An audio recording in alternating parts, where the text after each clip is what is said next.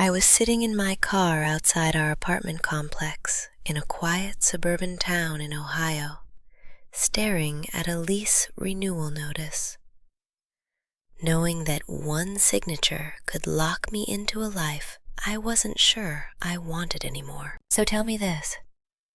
How do you walk away from someone who once saved you, but slowly became someone you can't breathe around? Because that's exactly where I am right now. And the worst part, he has no idea just how close I am to leaving. I'm 28 years old, and I've been married to my husband Daniel for almost 7 years. But our story didn't start the way most American love stories do. There was no college romance, no years of dating, no carefully planned future. It started with chaos. I was 20, scared out of my mind, and pregnant. Living in a small rental in a working-class neighborhood, trying to figure out how my life had fallen apart before it even really began. The baby's biological father disappeared the moment things got real. No calls, no support, nothing. I remember sitting on the edge of my bed one night, staring at a positive pregnancy test, feeling like everything was over. And then Daniel stepped in. He didn't have to. That's the part that still messes with me even now. He chose to stay. He went with me to doctor's appointments at a local clinic. He sat beside me in those stiff plastic chairs, holding my hand while I cried. He worked overtime at a warehouse just to help cover expenses. And when my son was born, Daniel put his name on the birth certificate. He became a father to a child that wasn't biologically his, and he never once treated him any differently. Back then, I thought, this is it. This is the kind of man you build a life with.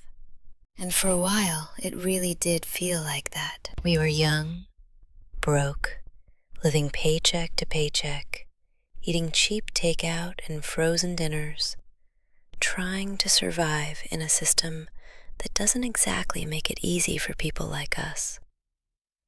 But there was this sense of unity, like it was us against the world. I was impulsive, emotional, always chasing something more. He was steady, calm, grounded. Opposites, right? It worked. At least, it felt like it worked. A couple of years later, we had a daughter together. Suddenly, we weren't just surviving anymore.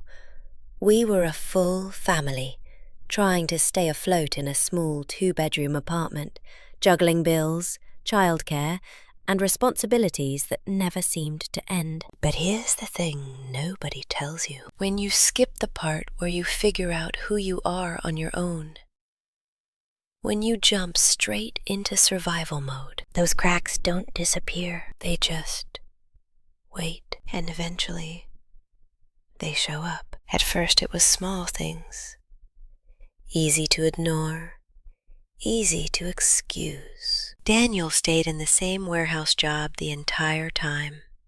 Same pay, same position, no growth, no ambition to move up or try something new. And I told myself, stability matters more than chasing uncertain dreams. But stability only works when it actually supports you, and ours didn't. I became the one holding everything together. I switched jobs constantly, chasing better pay, retail, customer service, administrative work. I enrolled in night classes at a local community college, trying to build a better future. And when that still wasn't enough, I worked at a gas station. I delivered food for apps like DoorDash. I took overnight shifts no one else wanted, dragging myself home exhausted, just to make sure rent got paid and my kids had what they needed. And through all of that, he stayed exactly where he was. Minimum wage. Same routine. Same excuses. I kept telling myself he would step up, that maybe he just needed time. But time passed, and nothing changed. Actually, that's not true. Something did change. Me. I got tired, not just physically, but mentally, emotionally, in a way that's hard to explain unless you've lived it. It's that kind of exhaustion where you don't even have the energy to be angry anymore. You just feel empty. And it wasn't just the money. It was everything. The house, the kids, the constant responsibilities. He wouldn't clean unless I asked. And even then, it felt like he was just doing the bare minimum to check a box. I had to remind him, then remind him again. And eventually, it would turn into an argument. Every time, the same pattern. I'd tell him I needed more. He'd promised to change. For a few weeks, things would get better. And I'd let myself believe. Maybe this time, it's real. But then, slowly, everything would go right back to how it was. And that cycle, it breaks you because it gives you hope.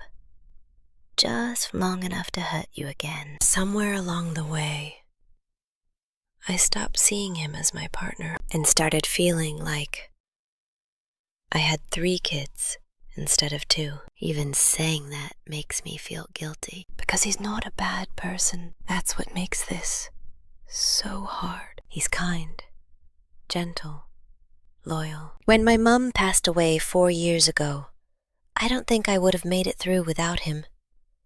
His mother helped take care of mine in her final days, so she didn't have to die in a hospital. That kind of love, that kind of support. You don't forget that, and I haven't. That's why I stayed. That's why I hesitated. Because how do you walk away from someone who stood by you at your lowest? But then life kept happening. His parents went through a messy divorce right after our daughter was born. He shut down emotionally, never really processing it. And recently, my grandmother passed away. That one changed something in me because it forced everything into perspective. After the funeral, my dad pulled me aside. We were standing outside his house in rural Indiana, the air quiet, heavy, and he said something I never expected. If you want to leave, you don't have to stay stuck. I'll help you. He offered to fix up my grandmother's house so me and the kids could move in. My stepmom even mentioned job opportunities through people she knew, a way out. And ever since that conversation, I haven't been able to stop thinking about it. Because for the first time in years, there was another path. But leaving isn't simple. It means breaking something that's been my entire life. It means taking my kids and stepping into the unknown. It means choosing myself over the man who once chose me when no one else did. And I don't know if I'm strong enough for that. I imagine staying 5 years from now, and it scares me because nothing changes. Just the same cycle, over and over. But leaving, that scares me too, because it's uncertain, lonely, starting from zero. And I don't know which fear is worse. From the outside, we probably look fine. We don't scream. We don't fight constantly. There's no dramatic explosion. It's quieter than that. And somehow, that's worse. Because nothing is bad enough to justify leaving, but nothing is good enough to make you want to stay. We've talked about divorce before, more times than I can count. If I told him today I was leaving, he wouldn't be shocked. And that terrifies me. Because if he knows I'm unhappy, why hasn't anything really changed? Lately, he's been saying I seem distant, and he's right. My mind is somewhere else, constantly planning, imagining, preparing, like I'm already halfway gone. And I hate that, because I'm not cheating. I'm not lying. But am I being honest?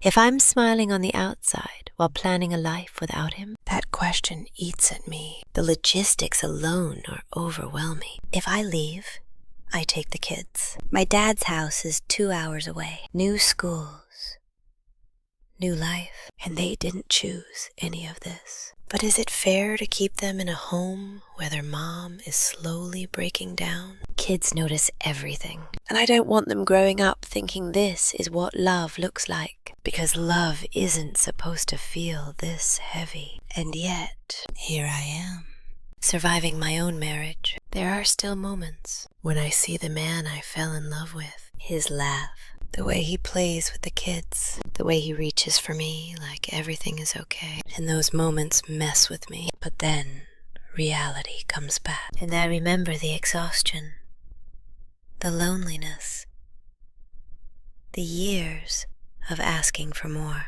And I realize this isn't a phase. This is our pattern. The lease renewal is coming in July. It feels like a deadline. Signing it means another year of this. Not signing it changes everything. One night, after dinner, we were sitting at the table, quiet, and he looked at me, really looked at me, and said, "You don't love me the same anymore, do you?" I froze, and all I could say was, "I do love you," which was true, but not the whole truth. He nodded, and then said, "I know I'm not enough for you anymore." That broke me, because I don't want him to feel that way, but I couldn't tell him he was wrong. That night, something shifted, and not long after, I stopped pretending.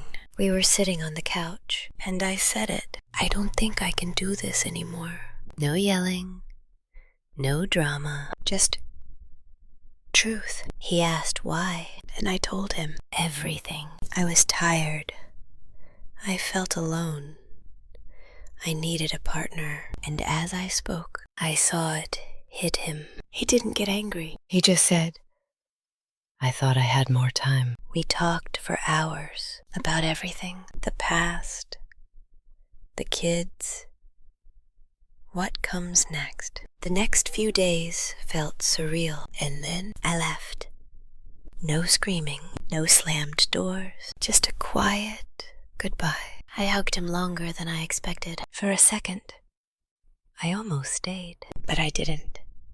I packed the car, got the kids in, and drove away. I didn't feel free. I felt scared, but underneath that, there was something else. A small sense that maybe I could finally breathe again. I don't know what the future looks like. I don't know if this was the right choice. But I do know this. Staying would have meant losing myself, and I couldn't let that happen. So I chose the unknown. I chose the risk. I chose me. What would you have done? Would you stay for love and history, or leave for a chance at something better? Let me know in the comments.